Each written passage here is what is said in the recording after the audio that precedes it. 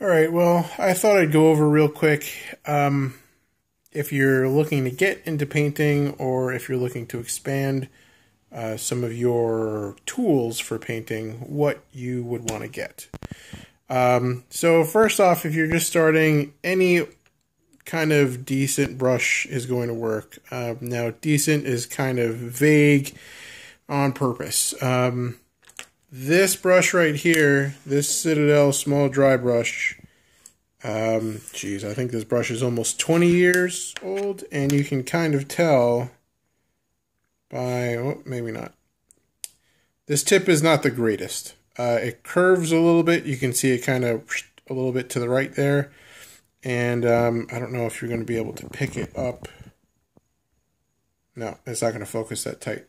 But there are straggly little strands that come off of it. Now, that's fine for what I use this brush for now.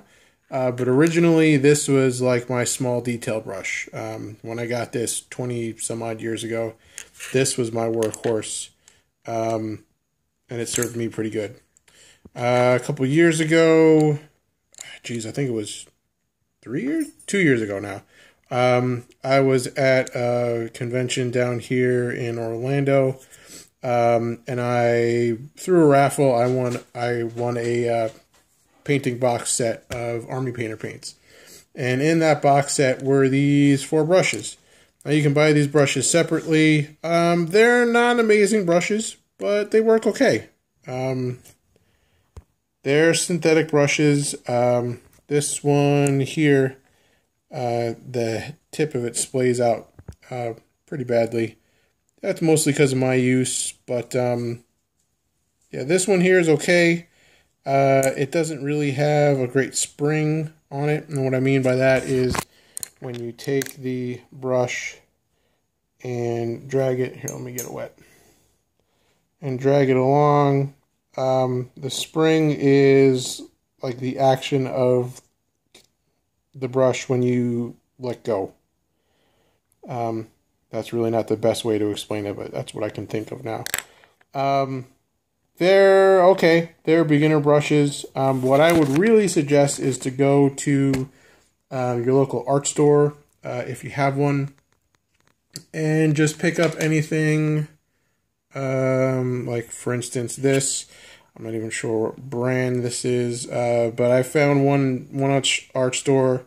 This was when I lived back in Vegas, and it said Klinsky, pure Klinsky, so I just grabbed it. And it's a super tiny brush, probably smaller than it really needs to be, but it's pretty good. I've got a ton of brushes in here. That toothbrush in there I use for cleaning models. I have these, which are clay shapers. I use this for smoothing out green, gray stuff, milliput, all that type of stuff. Giant brushes like these are good for large area dry brushes and whatnot. And then we come to my workhorses right now, these 2 Raphael brushes. Now these are pricey, but if you're looking for quality brushes, or if you kind of feel like you've hit a plateau and your painting's not really going any further, I'd suggest getting some quality brushes. It used to be Winsor Newton Series 7. That was quote-unquote the bomb, but they changed how they put those together. There was some issue where they were banned in the US, or there was some kind of embargo because of the Klinsky sable where the actual fur came from, because these are natural fibers, natural hairs. So Winsor Newton changed how they made them. These supposedly are not as good as the Winsor Newtons, but these are supposed to be damn close, and I love these things.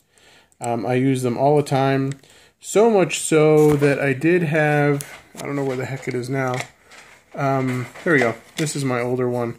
I had this one, and you can kind of see, let me get it out of that thing,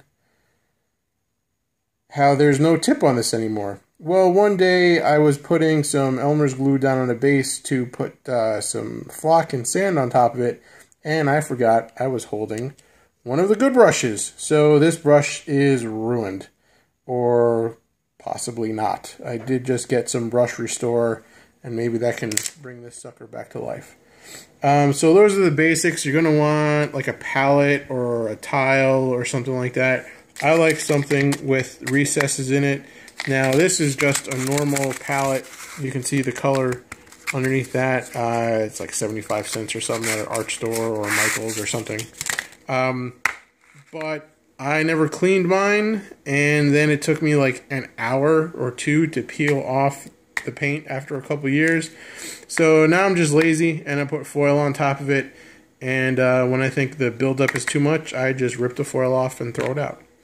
Another really important thing, if you are going to go through the effort and the expense of getting really good brushes, you want to get some paint. And you are basically going to want to clean those as often as you can after each use. I don't do it all the time, but I do it most of the time. I spent anywhere from 20 to 30 bucks per brush.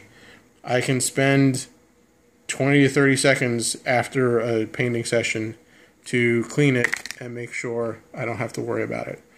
Another thing that I've seen on Facebook, on websites, is people looking at like GoFundMes and Kickstarters for like awesome miniature holders, plinths, whatever you want to call them, where you can mount your miniature. And like, oh, it's so handy, it makes everything so sweet. And it's true, it does make handling the miniature sweet. But come on, let's be real. This is a cap for an orange juice container. And this is some double-sided tape. It looks like this when you get it at the store. You can get it at Staples. And if I take this tape off, you can see Tropicana. I'm already getting orange juice at home. If I could just get it in the plastic container and get a bunch of these caps, why am I going to spend 30 to 40 bucks on a special plinth set to mount these? It doesn't make any sense to me. And these work great. There are some special ones that have like a little metal arm or aperture that you can kind of hold on to that helps keep it steady, and that would be really cool, but it's just an orange juice thing. It works. I don't have a problem with it. I mean, I can hold Helena here like this while I'm painting, and I don't have to touch the model. It's really simple. And honestly, I'd say go for stuff like that. I mean, if you look at the Tanith video, you'll see Tanith mounted to this weird thing, and this is just popsicle sticks.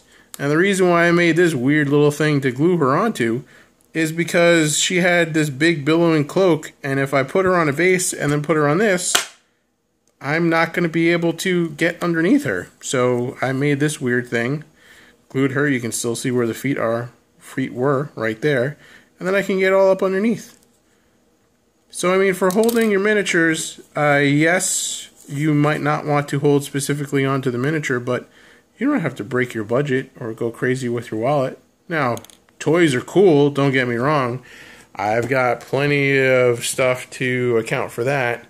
And then this new Vallejo set that I just picked up that I put a video on a little while ago, but you don't have to go so crazy. And I mean, all of these paints, that took a long time to build up. That was not just, oh, let me go buy paints. No, this is years and years.